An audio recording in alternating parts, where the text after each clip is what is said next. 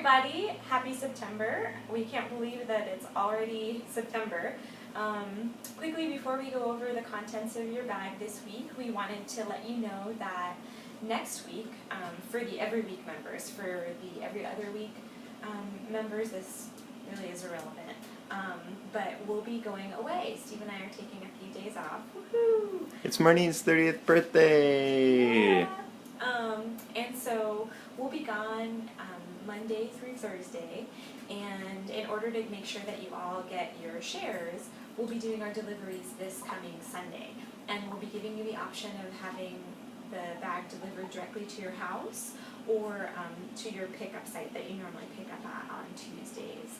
And we hope that that's okay with you. We'll be sending a message out through email, and you can just confirm with us if that works for you. We are really excited. We're going to the Enchantments. So anyway, your share this week. You'll have a few different things. You'll have one of these three lettuces. You'll have the Crispino iceberg lettuce, the Jericho romaine lettuce, or the red butter crunch lettuce. And then you will have a few jalapeno peppers, which are very spicy, so just be warned. And you'll also have some sweet peppers, so you won't want to mix these two up. The long, skinny peppers will be your sweet peppers, and then the small, sort of pudgier peppers are going to be the hot ones. And you'll have the sweet green carmine or the yellow banana pepper. And then you'll also have some tomatillos this week, and tomatillos are similar to tomatoes. They're actually more closely related to gooseberries, but most people know them as green salsa or salsa verde, but the variety that we're growing is purple, so it'd kind of be like a purple salsa or purple tinted salsa. You can make a salsa with these raw or roasted, and there'll be a recipe in your newsletter for those. You'll be getting some rainbow cherry tomatoes. Our radishes are back for the fall, which is exciting. These are cherryette. You'll be getting a whole big bunch of some green onions or scallions. And Marnie, are those the red, we have two kinds of red radishes, and one is very, very spicy, and it's best for, like, marinated a little bit, and then diced up into a salad, or if you just really like spicy radishes, they're delicious. Yeah, these are like a little spicy, but I highly recommend it. Wasn't too bad. Okay, perfect.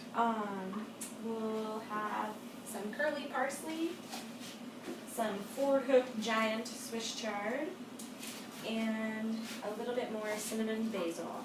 And we just wanted to show you how we like to store our basil, just sort of like a little bouquet in some water.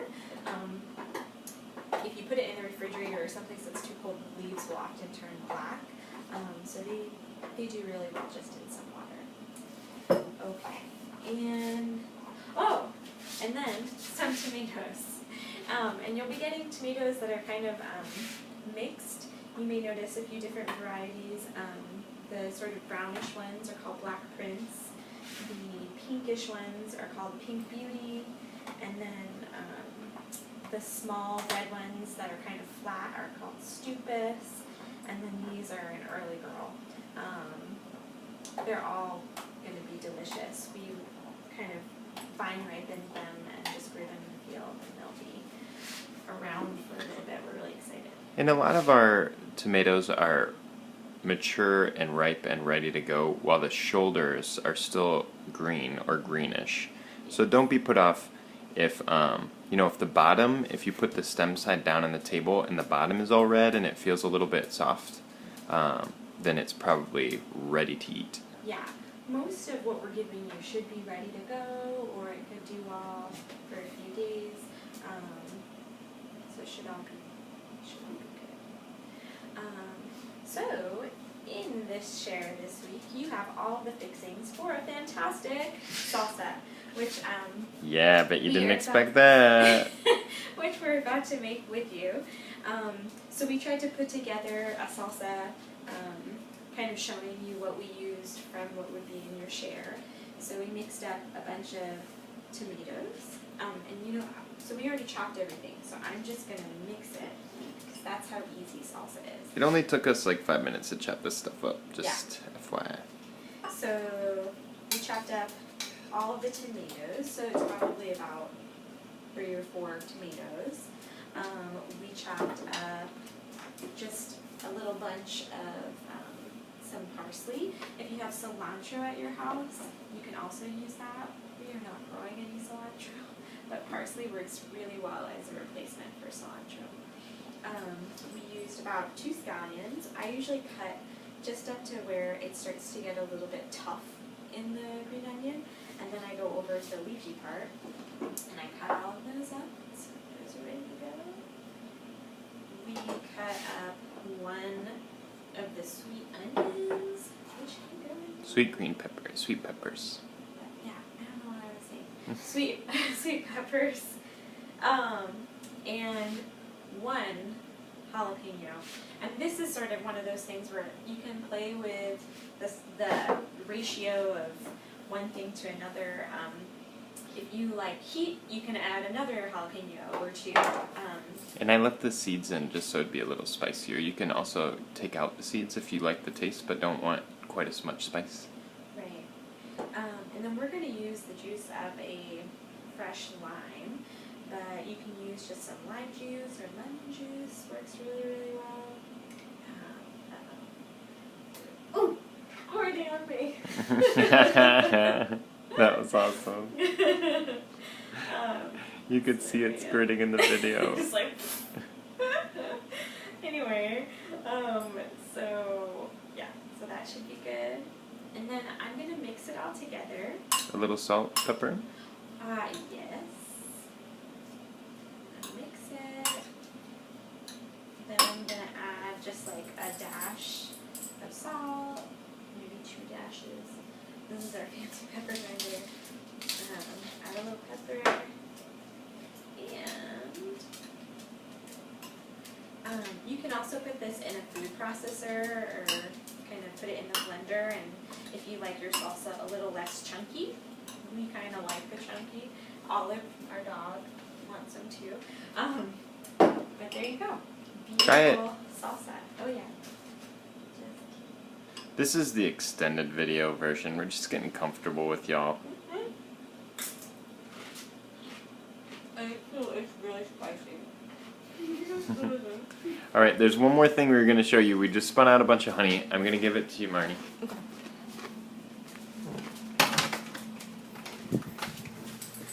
So, just really quickly, we have 2 hives, and so they're full with these frames, right?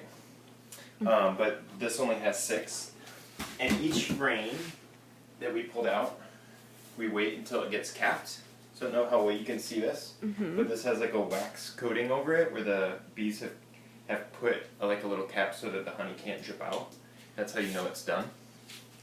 So the first thing that we do is we stick one of those combs over here and we cut off the cap, which is all this now, is like the cappings that got cut off.